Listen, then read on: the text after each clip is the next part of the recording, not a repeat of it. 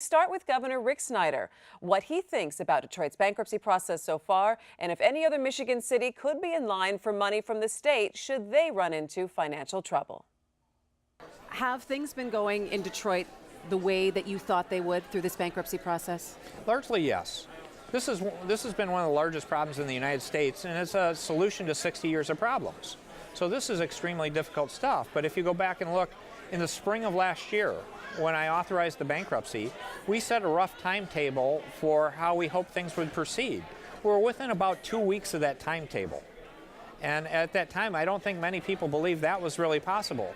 So we've been very consistent. There are still challenges to go. I don't assume this is done, but we have an opportunity by the fall to have a constructive resolution, a settled process here that really says now all parties, instead of talking about the decline of Detroit, can talk about growing Detroit.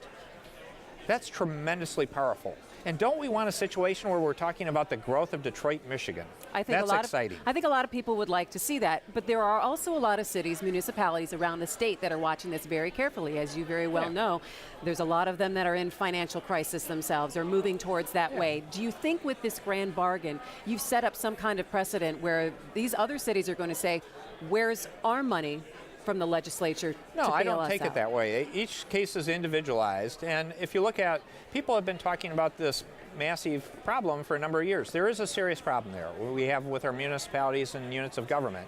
But if you look at the number of communities actually in emergency manager status, really hasn't changed. We've actually had some move out of that status, a few others. We're still talking a handful of communities with emergency managers or consent agreements out of over 2,000 jurisdictions.